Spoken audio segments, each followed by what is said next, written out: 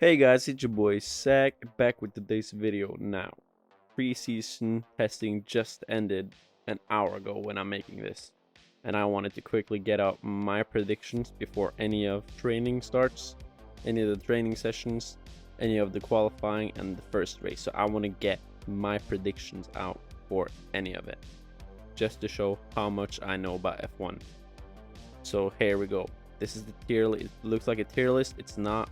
I've just made it this way because it's way more simpler. So let's just get right into it.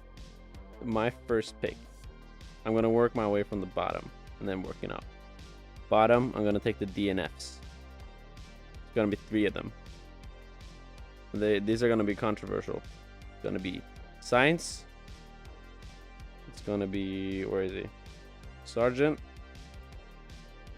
And it's going to be Perez. There we go. Now, my reason for this is I think in the qualifying we're going to see Perez and Sainz in probably second, third, fourth, somewhere in those 3. Unless Perez gets first, I think that Sainz and Perez will have a collision in the race, if not in the first turn. And it just seems like something they would do with the kind of fights they have in the races. And Sargent, it's just, I don't think he's prepared. Either he's going to underperform and go bottom, or he's going to crash, do a massive mess up. But I think that is fully likely to happen in a race that he's not prepared for, because I don't think he has the qualities to perform well. And if he doesn't, I still think he'll get last. So yeah, that's my pick for those 4. Then moving up in 17th place. Who am I putting there? We're going with Yuki. Go ahead. There you go. Yuki. Qualifying looked okay. No, not qualifying. Preseason testing looked okay. Not much to really brag about, in my opinion. So, no, I'm not really putting him higher, if you ask me. I think he's going to not have a good race. The car looked okay. He had a good run in the 3rd day. Gasly does not. The car usually isn't that good. Maybe he turns things around. I really wish he does, but no. And the first race is always where it's everyone's game, so you gotta kind of just, you can't really say guaranteed where anyone's gonna end up, but I'm putting him here now. Then 16th, I'm sad to say this, but after watching preseason testing, there's no way the McLaren is having a great start of the season.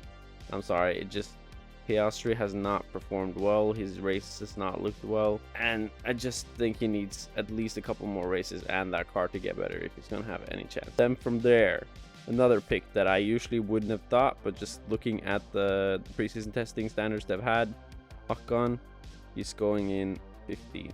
I thought he would get, God, come on, I thought it would get higher, but nope, he did not get higher. So yeah, the car doesn't look impressive. It really doesn't look impressive, and that's why also I'll go straight on Gasly. He's going 14th, sadly, but yeah, that's the name of the game. Gasly 14th, Ocon 15th. The Alpine, I thought it would be good. It looked good last season. This season, it's not looking good. It's probably a follow-up effect of losing the drivers. Don't think it's going to be a good race. GG, but that's where I'm putting them. Moving up, I think De Vries, he has pretty decent qualifying. The car isn't that great, but he showed in the Williams that he has the talent to push through with a bad car, and I think that's the case this time as well. I don't think he'll get points because the top grade looks way better than the way he's performed, so I'm putting him in 11th. So for no 13th so far. I mean, going in 13th, so you gotta be there. So yeah, 13th for him. GG, we'll see. Hulkenberg, followed up 13th. The Haas has actually looked surprisingly good. It's kept improving over the weekend. Both him and Magnussen has had good rounds, which I'm going to come back to later. So I think he'll have a good start, and he could potentially get even higher. So I pray to everything, please give Haas a fighting chance of points this year. I beg, please. So yeah, next up, 11th, the peak of the McLarens. Norris, you're going up here. Boom, there you go. Norris 11th. GG, that's where you're gonna end up. Yeah, not much to say there. He doesn't have the quality, but he has the quality. The car doesn't have the quality. And this was, in my opinion, where the peak of that car could perform, unless they over the week managed to get all the problems they have sorted. Because from what, like, they have barely had any running. They had the fuse left out of every team, so don't think it's gonna go well. Then 10th, who am I putting 10th? Now this is a surprise to everyone if you ask me. I'm putting Albon 10th. Now he showed a lot of talent last season, and he's showing a lot of talent this season. So I think Albon, and the Williams isn't looking that bad. It looks not perfect, and it's probably not going to do well.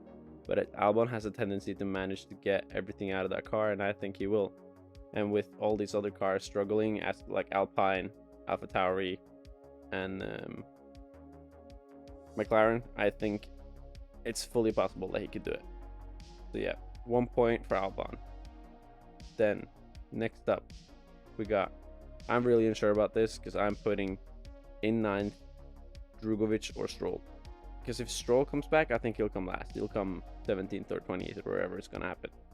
But I think that's how it's going to end up. And then if Drugovich stays, I think with the car, he's proven that he can get a lot of good times out of it. I think he will do well.